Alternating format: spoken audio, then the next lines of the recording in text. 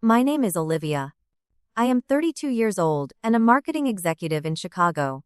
Standing at my brother Alex's wedding, I should have been ready for my mother's comments, but her words still managed to cut me deeply. Your brother's wedding was flawless, my mom said proudly, as the whole family laughed at my expense. When will it be your turn? You're nothing but leftover material. I just smiled and replied, it already happened. You just weren't invited. The entire room fell silent. If you want to know how my secret wedding became my greatest triumph, be sure to like and subscribe. Let me know where you're watching from in the comments, and I'll tell you how I finally stood up to my family. I grew up in a perfect colonial house in a Boston suburb. Appearances were everything. Our lawn was always perfectly cut. Our family photos were carefully placed on the mantle. Our social standing was meticulously protected. From a young age, I learned that in the Walker family, how others saw us mattered more than how we actually felt. My brother Alex was the golden child from the day he was born. He was 3 years older than me. He was great at everything my parents cared about: sports, school, and most importantly, fitting in. He was captain of the football team, class president, and dated girls from the right families. My parents beamed with pride at every touchdown he scored and every award he won. I, on the other hand, was always the odd one out. While Alex played sports, I spent hours in my bedroom sketching or writing stories. My mother would walk by, look at my drawings, and sigh. Wouldn't you rather go to Jessica's pool party? All the other girls are there. But I preferred creating my own worlds to fitting into someone else's. My father, Robert, was mostly emotionally absent. He worked long hours as a corporate lawyer. When he was home, he usually let my mother handle family matters.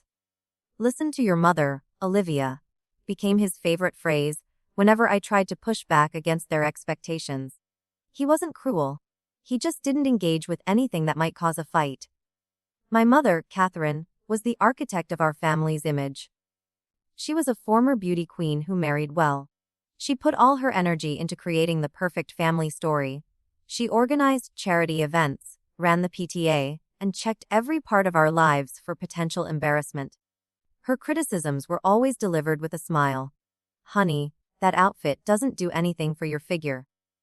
Let me pick something more flattering. Extended family gatherings were like psychological battles. My Aunt Diane would list her daughter Melissa's accomplishments while looking meaningfully at me. Melissa just made partner at her law firm. Such a go-getter, that one. My cousins would show off their engagement rings or share ultrasound photos. My mother would squeeze my arm and whisper, maybe next year for you. During one Thanksgiving when I was 16, I overheard my mother in the kitchen. We're still hoping Olivia grows out of this artistic phase. Alex, of course, is applying to his father's alma mater. Legacy admission. I stood frozen in the hallway. The plate of dinner rolls in my hands suddenly felt heavy. That was the first time I clearly understood that I was a disappointment. I coped by retreating further into my creative world. The attic became my safe place. I turned it into an art studio for my 17th birthday after months of begging. Surrounded by canvases and the smell of paint, I could finally breathe. My parents allowed it because it kept me out of sight when their friends came to visit. When college acceptance letters arrived, I chose Northwestern against my parents' wishes. They had pushed for a more prestigious school on the East Coast, where they could easily watch over me.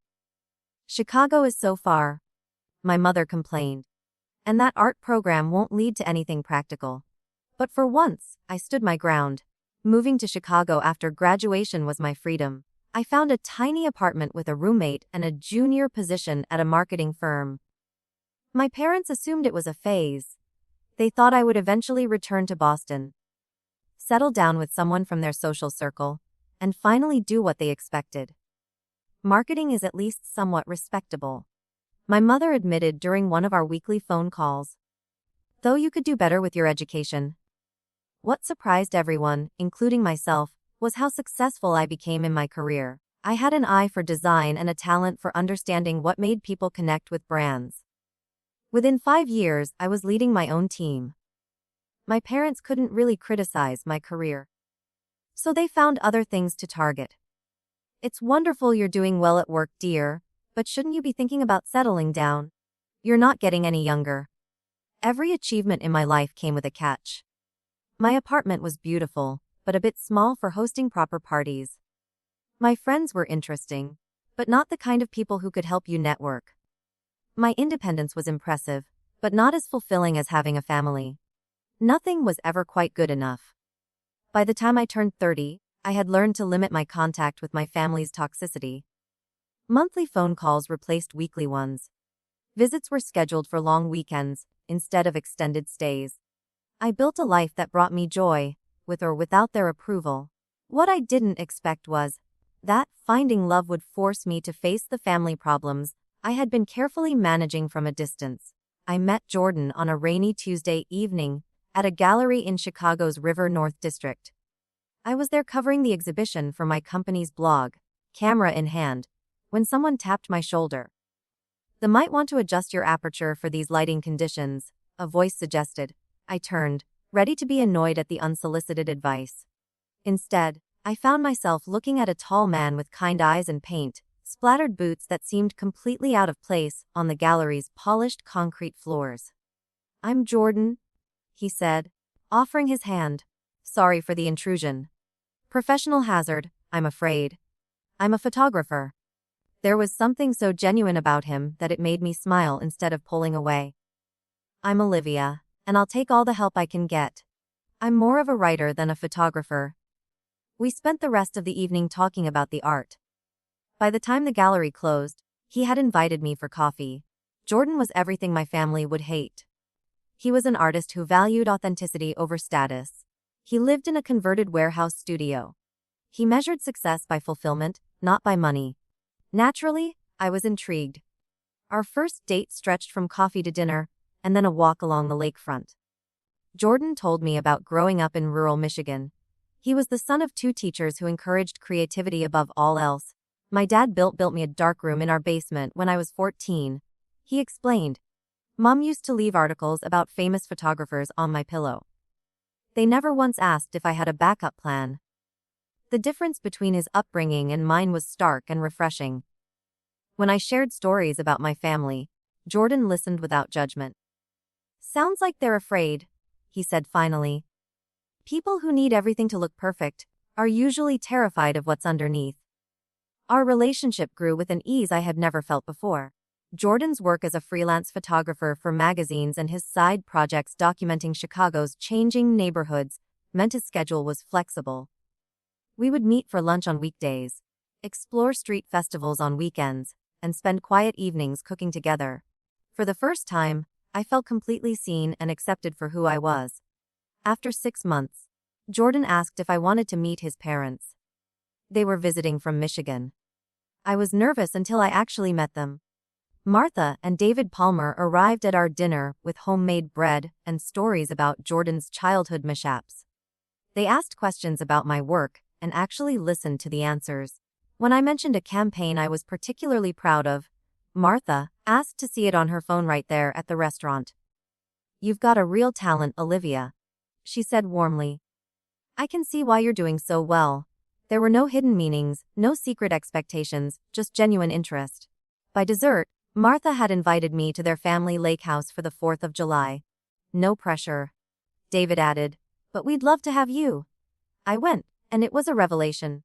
The Palmer family lake house was nothing like the vacation homes my parents' friends owned. It was small, with mismatched furniture and board games with missing pieces. Yet, everyone who was there seemed genuinely happy. Cousins played cards on the porch. Uncles argued good-naturedly about grilling techniques. Then no one asked me when I was going to settle down or do something with my life. When Jordan and I had been dating for just over a year, he asked if I wanted to move in together. His studio had better light, but my apartment had a proper kitchen. We compromised on a new place altogether, a 2-bedroom with large windows and a small balcony where we could grow herbs and tomatoes in the summer. Our careers grew side by side. I was promoted to creative director at my agency. Jordan landed a contract with National Geographic. We celebrated each other's successes without any competition. When Jordan received a grant to document disappearing rural communities across the Midwest, I rearranged my schedule to join him on weekend trips. We drove through small towns with boarded-up main streets. Jordan photographed abandoned factories while I interviewed elderly residents about what the places used to be like. These trips became the foundation of our relationship, with hours of conversation in the car about everything from politics to childhood memories. I told Jordan things I had never told anyone. I told him about the loneliness of growing up as the family disappointment.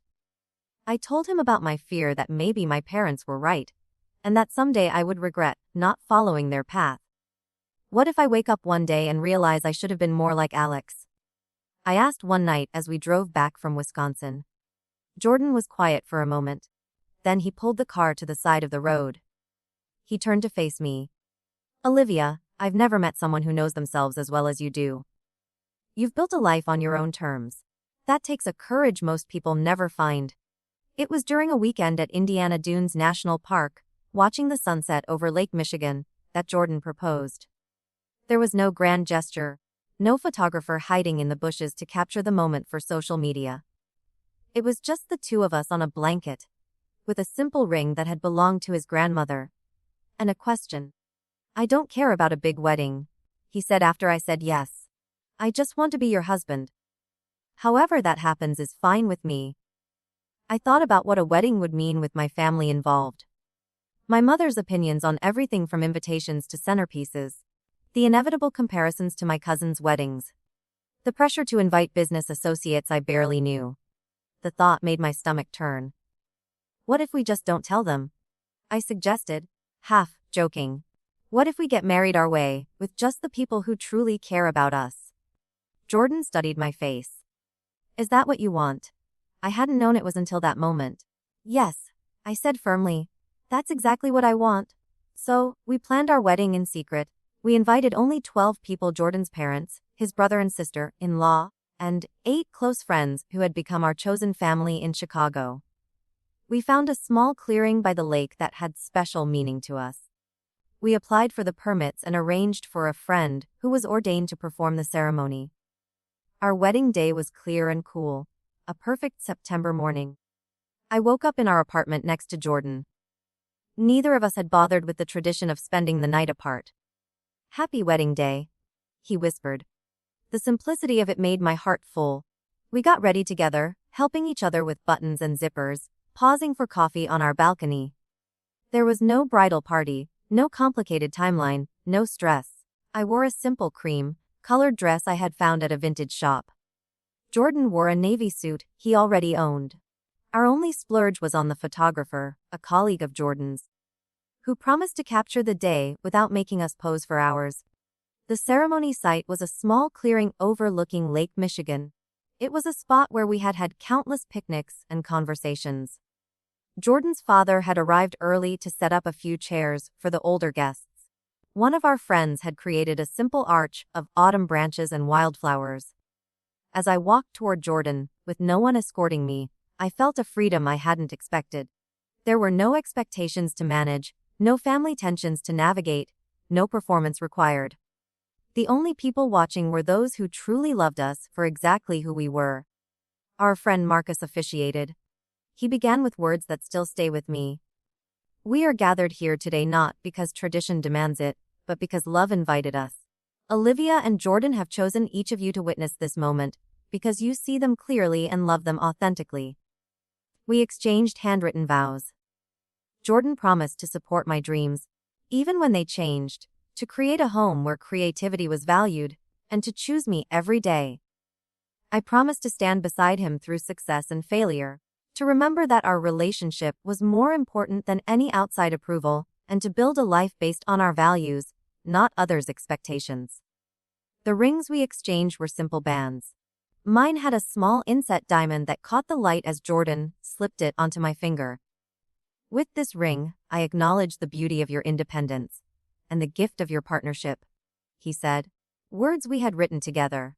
After the short ceremony, we all walked to a nearby restaurant where I had reserved a private dining room. There were flowers on the tables and a small cake, but nothing fancy. We ate family-style, passing plates and pouring wine for each other. Jordan's mother gave a toast that made everyone cry. She talked about how she had always hoped her son would find someone who appreciated his gentle spirit. Our friends had arranged a surprise. They had created a book where each person had written their wishes for our marriage and included a photo that represented our relationship. It was more meaningful than any expensive gift could have been. As the evening wound down, Jordan's father pulled me aside. "I want you to know," he said quietly, "that Martha and I understand why your parents aren't here. Jordan told us a little, just enough. And I want you to know that you're our daughter now, too, if you want to be." I hadn't realized how much I needed to hear those words until they brought tears to my eyes. "Thank you," I managed to say. "That means everything." We didn't have a traditional honeymoon planned. Instead, we had arranged a 2-week photography trip through small towns in Michigan, Wisconsin, and Minnesota. It was work combined with pleasure. Jordan was photographing for his ongoing project, while we stayed in charming bed and breakfasts and explored places neither of us had seen before. In a small town in northern Michigan, we found a lighthouse keeper who let us climb to the top after hours to watch the sunset. In Wisconsin, we discovered a family-run cheese farm where we spent an afternoon learning how to make curds. In Minnesota, we kayaked on a lake so clear we could see the fish swimming beneath us. Throughout the trip, we avoided calling it a honeymoon to the people we met. It was our secret, this new status, and keeping it between us felt intimate and special. In each town, Jordan took a photo of our hands with our new rings. He built a collection of images that marked the beginning of our marriage. When we returned to Chicago, we settled into married life without much changing on the outside. We didn't announce our marriage on social media or send out cards. Our friends who attended the wedding respected our privacy. At work, I still used my maiden name professionally. It was our private joy, this commitment we had made to each other. The only visible change was the ring on my left hand, which I wore proudly in Chicago but slipped into my pocket whenever we visited Boston. The deception didn't bother me. It felt like a boundary, a way of protecting something precious from people who wouldn't understand its value. For 6 months, our marriage was our secret. It was known only to those who had witnessed it and a few close friends we trusted. During weekly calls with my mother, I deflected questions about my relationship status with vague comments about being focused on work. During one call, she sighed heavily. "You know, Olivia, women your age can't afford to be so picky. The good ones get taken early." I muted the phone to laugh before responding. "I'm happy with my choices, Mom." The Jordan and I created routines and traditions that bound us together. Sunday morning breakfasts at our favorite cafe. Monthly date nights at the symphony. Summer evenings tending our small balcony garden. We argued about how to load the dishwasher and compromised on the thermostat settings. We learned the rhythms of life together, all without the approval or criticism of my family. It was the most peaceful time of my life, until the day Alex called to tell me he was engaged. And our secret became much harder to keep. "Her name is Sophia Whitman," Alex told me. His voice was more excited than I had heard it in years. "Dad's firm handles her family's legal work. We met at the Prescott Charity Gala last fall. The Whitmans were exactly the kind of family my parents had always wanted us to connect with: old money, perfect social credentials, the right schools and clubs." I could practically hear my mother's triumph through the phone. "That's great, Alex," I said, genuinely happy for my brother, despite my doubts about the situation. "You sound really happy." You'll like her, Olivia. She's actually got some artistic background too. Her family has that gallery on Newbury Street." I knew the gallery. It was prohibitively exclusive, specializing in safe investments rather than new artists. But I appreciated Alex's attempt to find common ground. "When's the big day?" I asked. "Next June. Mom's already in full planning mode. Which reminds me, you might want to brace yourself." She's enthusiastic. That was an understatement. Within a week, my phone was constantly pinging with messages from the new Alex and Sophia wedding family group chat. My mother shared Pinterest boards for everything from floral arrangements to bridesmaid dresses. The Whitman estate would host the ceremony, with tents on the rolling lawn and string quartets playing during the cocktail hour. During our next weekly call, my mother barely asked about my life before launching into wedding details.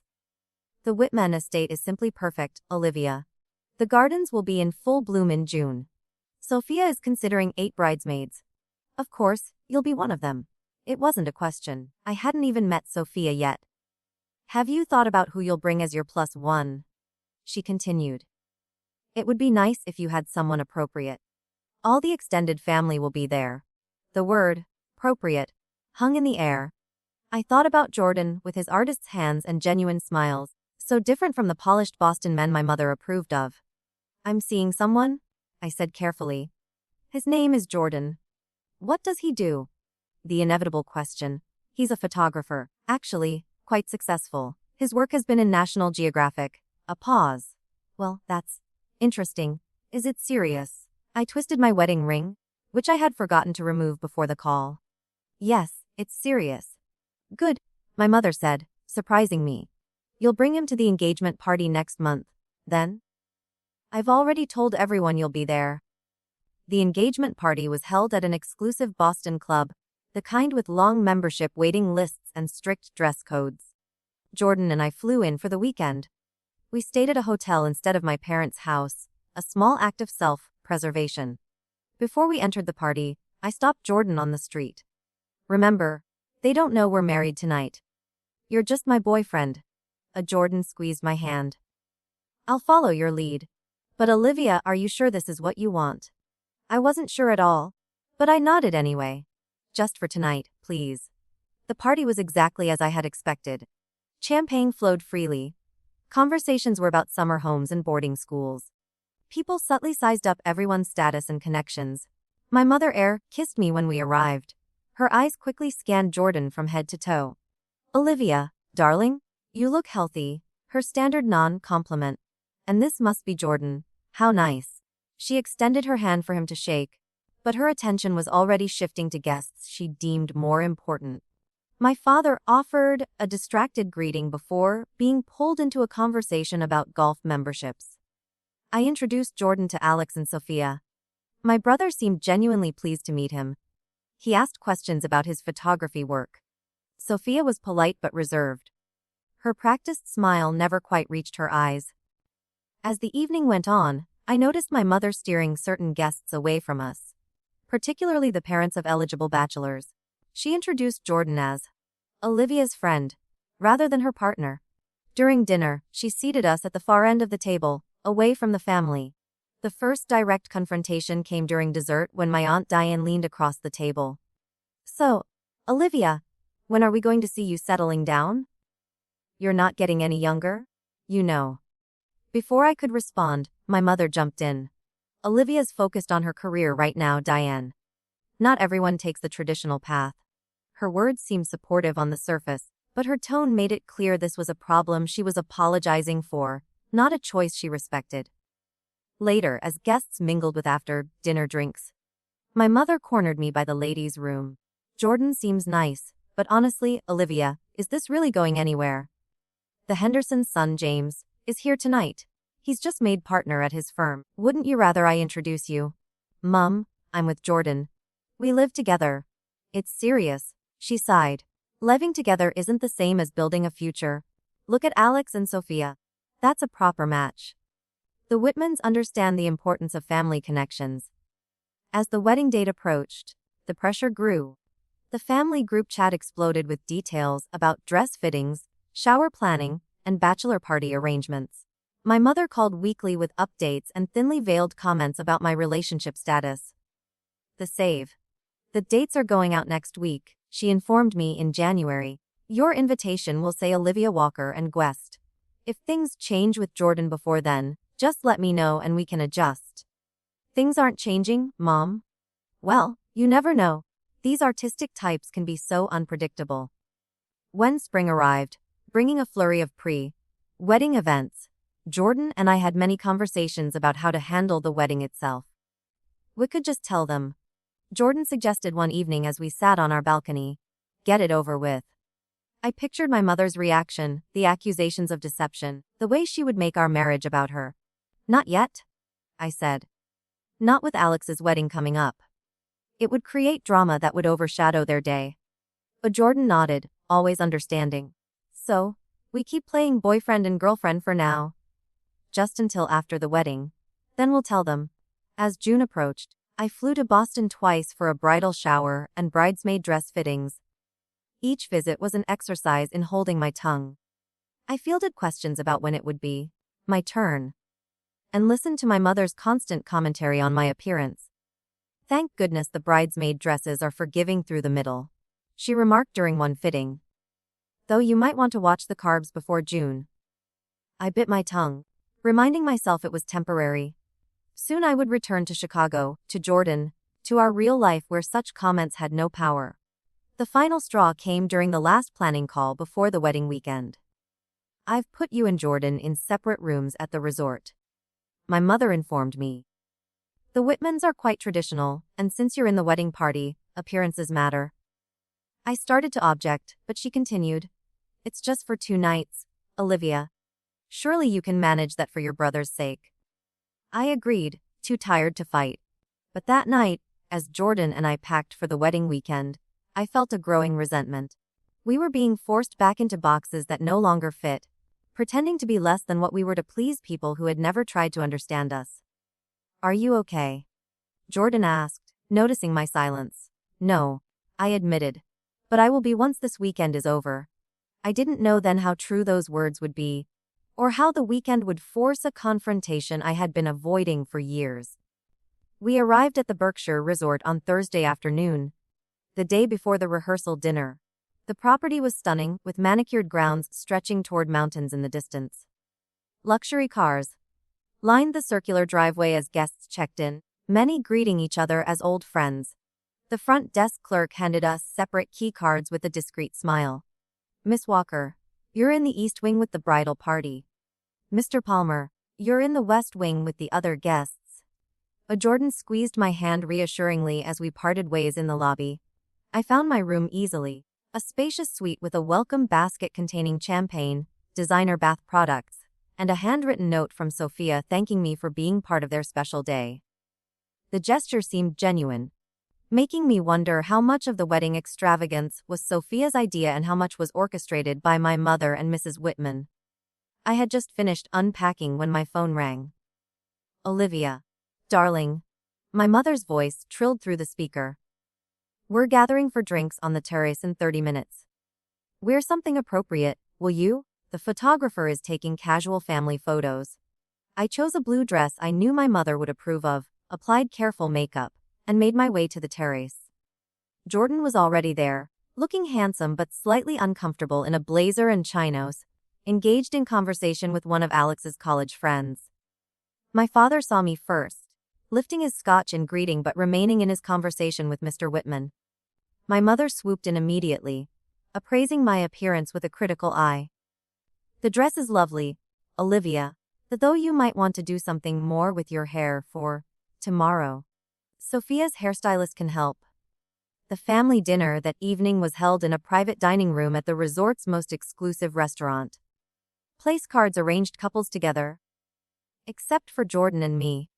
I was seated between Sophia's brother and an elderly great-aunt, while Jordan was placed at the far end of the table with Sophia's college roommates.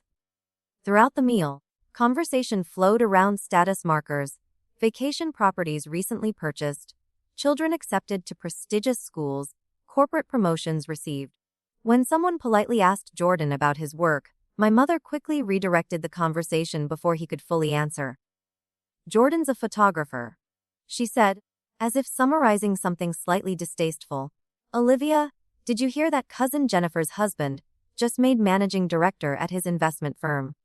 After dinner, Alex pulled me aside. Everything okay, Olivia? You seem tense. For a moment, I considered confiding in him, telling him about my marriage and my dread of the weekend ahead. But he looked so happy, so caught up in the celebration, that I couldn't bring myself to complicate his joy. Just tired from the trip, I lied. Everything's beautiful, Alex. Sophia seems wonderful. He smiled. Genuine warmth in his expression. She is. I think you'll get to know her better this weekend. She's not like Mom and her friends, I promise. The rehearsal dinner, the next evening, was held under a tent beside the resort's lake. String lights twinkled overhead as servers passed trays of champagne and hors d'oeuvres. I stood with the other bridesmaids, all friends of Sophia from boarding school and college, feeling like an outsider despite being the groom's sister. Jordan managed to make his way to my side, handing me a glass of wine. "How are you holding up?" Before I could answer, my mother appeared, placing a hand on my arm. "Olivia, the toasts are about to begin. You should be at the head table." As I moved away, I heard her say to Jordan, "There's a lovely table of Sophia's single friends over there. I'm sure they'd enjoy hearing about your photography." The toasts were predictably focused on family legacy and perfect matches. Sophia's father spoke at length about the joining of two exceptional families. My father reminisced about Alex's achievements from childhood through Harvard Business School. When my mother took the microphone, she beamed at the gathering. "Tomorrow, we'll witness the kind of wedding every mother dreams of for her children. The perfect union of two people who understand the value of family tradition and social responsibility."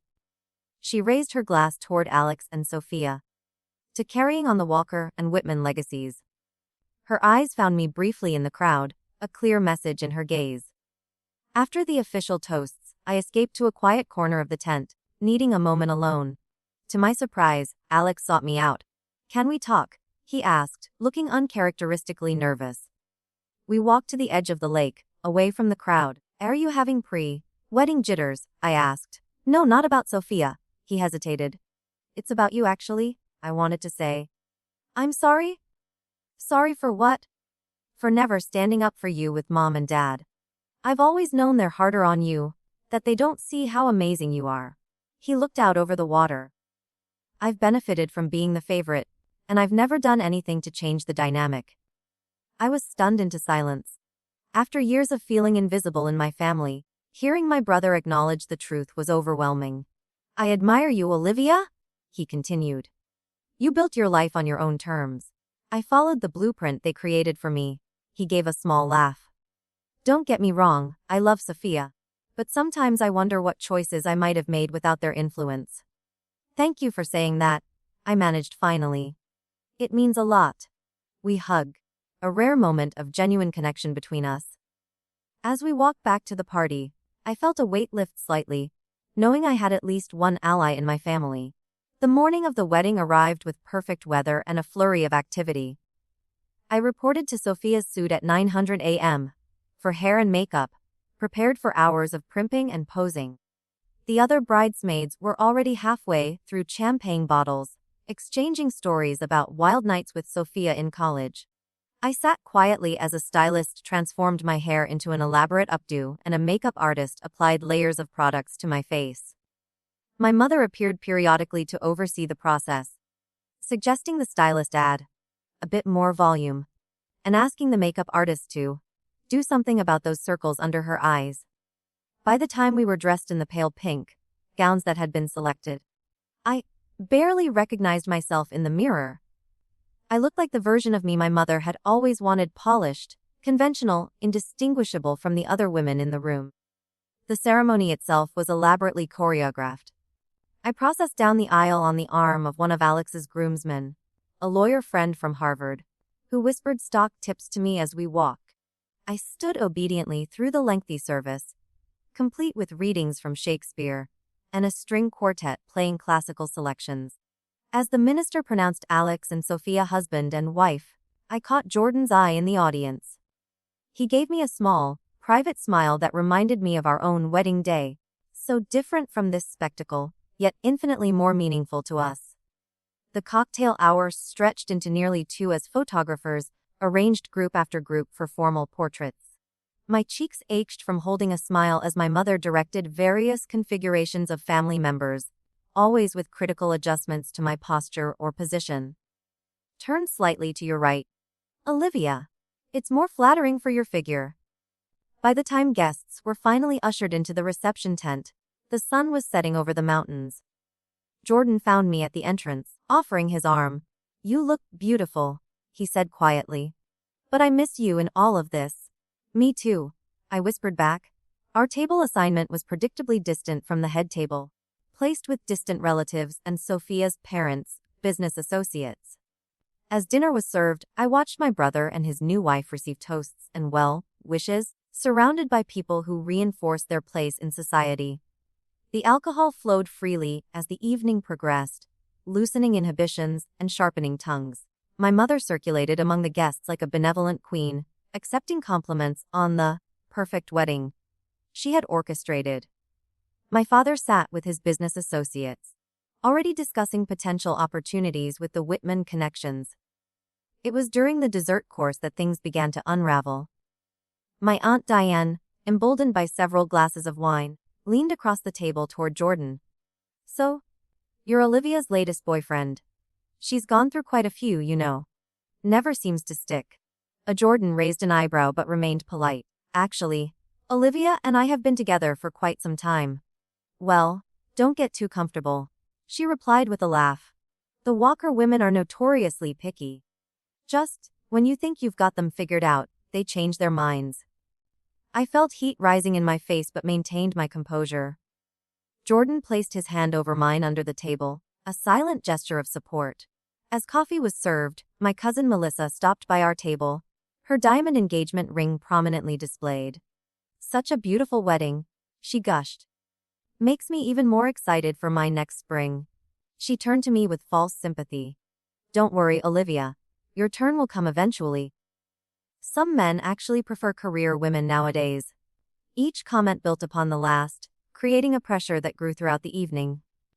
When the dancing began, Jordan and I moved to the floor, finding a momentary escape in each other's arms. "We can leave if you want," he murmured against my hair. "Soon," I promised. "After the cake cutting. I don't want to create a scene." But the scene found us anyway, in a moment I couldn't have anticipated, yet had been building toward for years. The wedding cake stood 6 tiers high, a masterpiece of white fondant and sugar flowers that must have cost more than our entire wedding. Alex and Sophia performed the traditional cake cutting, feeding each other small bites while photographers captured every moment. As servers began distributing slices to guests, my mother gathered our immediate family near the head table, a champagne flute in hand. "A moment, please," she called, her voice carrying across the nearby tables. "I want to propose another toast to Alex and Sophia." Guests turned attentively as she raised her glass. Jordan and I stood at the edge of the family group, his hand resting supportively at the small of my back. "Today has been everything a mother could dream of for her son," she began, her eyes shining with genuine emotion. "Your brother's wedding was flawless," she continued, turning to me with a smile that didn't reach her eyes. "The perfect venue, the perfect couple, the perfect joining of families." There was a murmur of agreement from the surrounding guests. My father nodded proudly, his arm around Alex's shoulders. "When will it be your turn, Olivia?" my mother asked, her voice carrying clearly in the sudden quiet. "You're not getting any younger, you know." Several relatives laughed, a ripple of amusement at my expense that felt all too familiar. Aunt Diane nodded vigorously, wine sloshing in her glass. "Such a shame," my mother continued, her tone shifting to one of performative concern. "So much potential, but you're becoming nothing but leftover material for the men who are still available at your age." More laughter, louder now. I felt Jordan stiffen beside me, saw Alex's expression change from celebration to discomfort. Sophia looked down at her plate, clearly embarrassed by my mother's behavior. In that moment, something crystallized within me. Years of diminishment, of subtle and not so subtle criticism, of being treated as the family disappointment, all condensed into perfect clarity. I was done protecting my mother from the consequences of her actions. Done hiding my happiness to avoid her disapproval. I smiled, not the practiced smile I'd worn all weekend, but a genuine expression of the freedom I suddenly felt. "It already happened," I said, my voice calm but carrying. 8 months ago, actually, you just weren't invited." The entire room went silent. My mother's champagne flute froze halfway to her lips, her eyes widening in confusion. "What are you talking about, Olivia?" she asked, a nervous laugh escaping her. "Don't be ridiculous." I reached for Jordan's hand, interlacing our fingers. "Jordan and I got married last September. A small ceremony by the lake in Chicago with people who love and support us exactly as we are." My mother's face drained of color. My father sat down his drink, looking at me properly for what felt like the first time in years. "You got married. Without telling us. My mother's voice rose sharply. How could you do something so selfish? So disrespectful to this family. It wasn't about you, Mom. I replied evenly. It was about us, creating a marriage that reflected our values, not a wedding that reflected your status.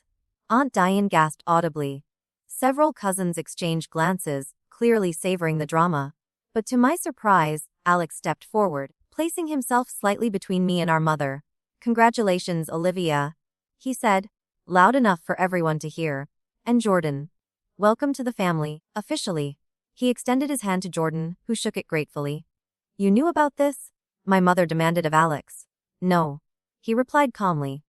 But I respect Olivia's choices, as we all should. Sophia moved to stand beside her new husband. We're very happy for you both, she added, her smile appearing genuinely warm for the first time that weekend. My father cleared his throat, looking uncomfortable but making an effort. Well, this is unexpected. He nodded at Jordan. We should talk more later. My mother wasn't ready to concede. How could you hide something so important? What will people think? That we weren't worth including? That we didn't deserve to see our own daughter get married? What people think has always mattered more to you than how I feel, I said quietly. That's exactly why we made the choice we did. The tension in the air was palpable. Guests at nearby tables pretended not to listen while straining to catch every word. My mother looked around, suddenly aware of the audience witnessing her reaction. We will discuss this privately, she said tightly. This is neither the time nor the place. I agree, I replied. This is Alex and Sophia's day. I'm sorry for the disruption. I turned to my brother and his new wife. Your wedding is beautiful. I wish you both every happiness. The sincerity in my voice was unmistakable. Jordan and I stepped back from the family circle, prepared to rejoin the celebration and let the moment pass. But my mother wasn't finished. How dare you? She hissed, following us a few steps away from the others. After everything we've done for you, the opportunities, the connections, and this is how you repay us, by eloping with my husband. I supplied firmly. A talented, kind man who supports me completely. You've always been selfish, Olivia, always putting your own desires above family obligations. But this takes the cake. Jordan spoke then, his voice gentle but firm. Mrs. Walker, I love your daughter very much. I hope someday you'll be able to see past your disappointment, to recognize what an extraordinary person she is. My mother recoiled as if slapped. Before she could respond, my father appeared at her side, placing a restraining hand on her arm. Catherine, not here. He looked at me, a complex mix of emotions crossing his face. We should talk tomorrow, before you leave. I nodded, grateful for the intervention. Tomorrow. Jordan and I moved away from the cake table, aware of curious eyes following us. As we reached the edge of the dance floor, I realized I had no interest in remaining at the reception, pretending that everything was normal. I think it's time to go, I said to Jordan. Are you sure? Completely? We slipped out quietly, returning to our separate rooms to gather our belongings.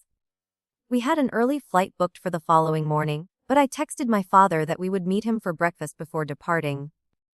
As we drove away from the resort, in our rental car, I felt lighter than I had in years. My phone buzzed with text messages from family members ranging from Aunt Diane's outraged, "How could you embarrass your mother this way?" to my cousin Mark's supportive, "About time someone stood up to Aunt Catherine. Congrats on the marriage." Alex sent a simple message. "Love you, sis. We'll talk soon." Jordan and I checked into a small inn in a nearby town, finally able to share a room as the married couple we were. As we lay in bed that night, I curled against his side, processing the events of the evening. "Are you okay?"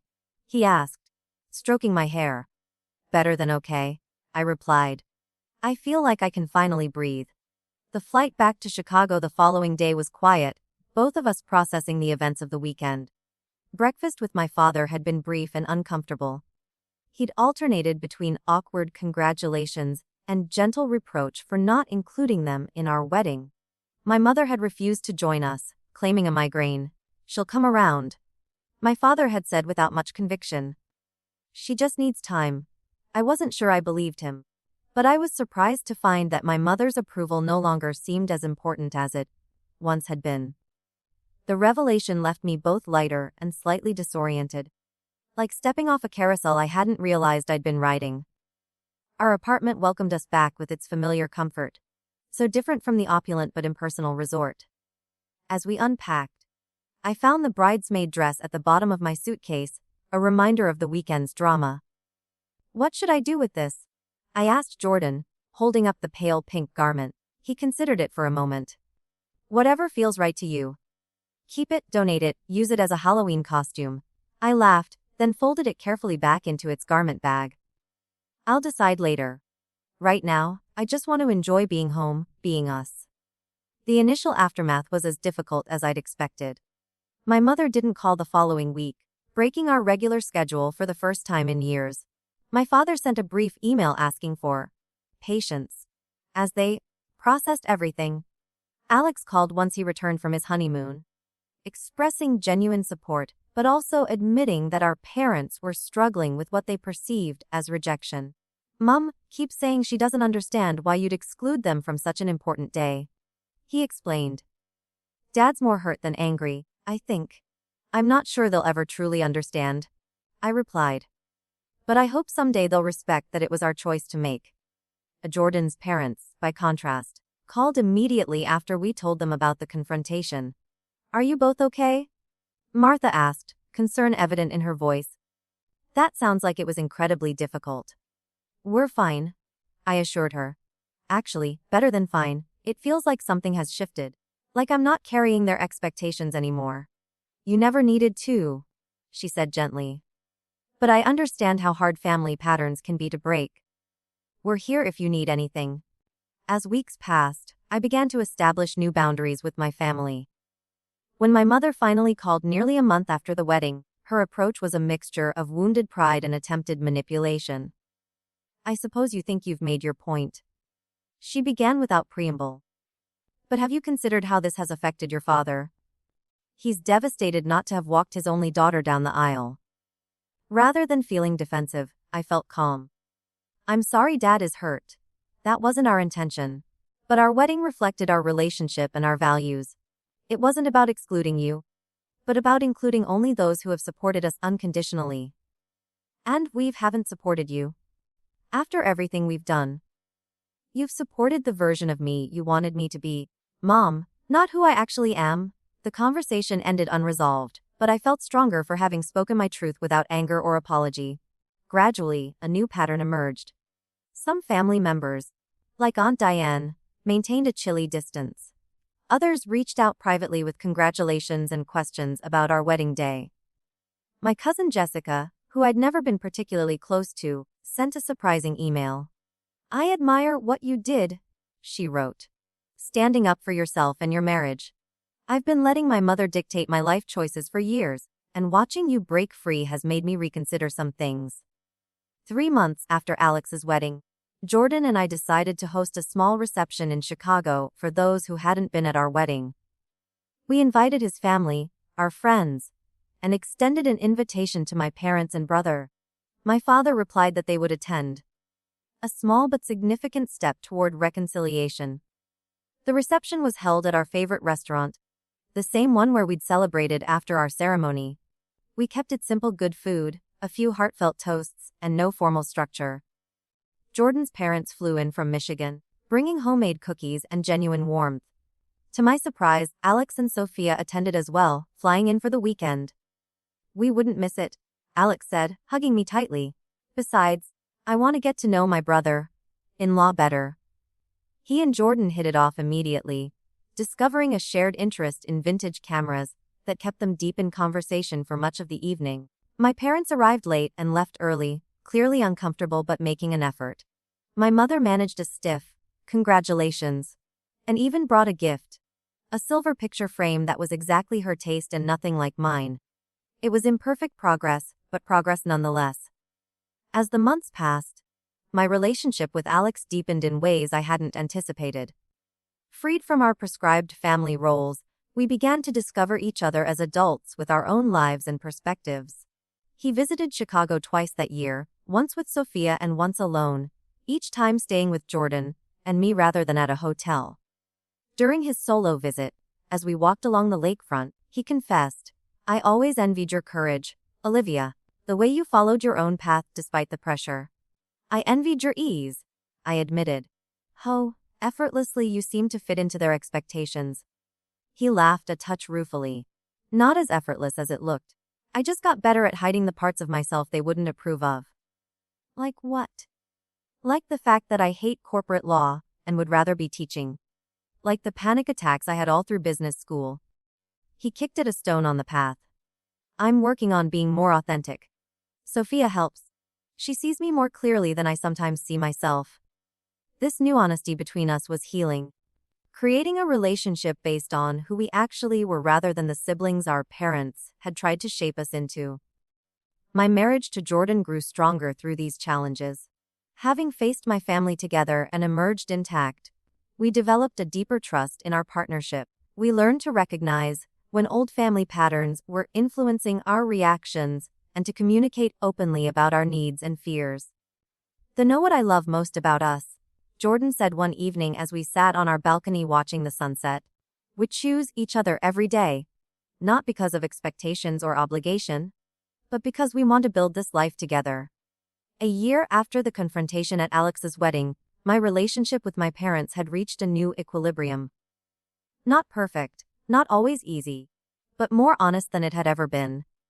My mother had begun to recognize, grudgingly, that my life in Chicago with Jordan was successful by any measure, even if it didn't match her vision. During their first visit to our apartment, I watched her taking in the art on our walls, the books on our shelves, the evident care we'd put into creating our home. "You've done well for yourself, Olivia," she said finally. It wasn't effusive praise, but from her, it was significant. My father, in his quiet way, made more progress. During that same visit, he asked Jordan to show him some of his photography work, listening with genuine interest as Jordan explained his current projects. Later, he pulled me aside. "He's a good man, Olivia. I can see why you chose him." The greatest freedom came from no longer measuring my worth by their approval. I had built a life filled with love, creativity, meaningful work, and genuine connections. Whether they fully embraced that life or not no longer determined my happiness. Looking back, I realized that my secret wedding wasn't just about avoiding family drama. It was an act of self-definition, a declaration that I would live on my own terms. The confrontation at Alex's wedding wasn't the catastrophe I'd feared, but rather the catalyst for healing that had been long overdue. I sometimes wonder if I would make the same choices again. Knowing what I know now. Perhaps not. Perhaps I would have found the courage to include my family in our wedding day, setting boundaries around their involvement rather than excluding them entirely. But I don't regret the path that led us here, to this hard-won peace. In the end, I learned that true family, whether by blood or by choice, is built on acceptance rather than expectation, that love which requires you to diminish yourself is not really love at all, and that sometimes the greatest act of love toward yourself is to stop hiding who you truly are. Have you ever had to stand up to family expectations to be true to yourself? I'd love to hear your stories in the comments below. And if this resonated with you, please like, subscribe, and share with someone who might need to hear that they deserve to celebrate their authentic life, surrounded by people who truly see them. Thank you for listening to my story. And remember that sometimes the most beautiful beginnings come after the most difficult endings.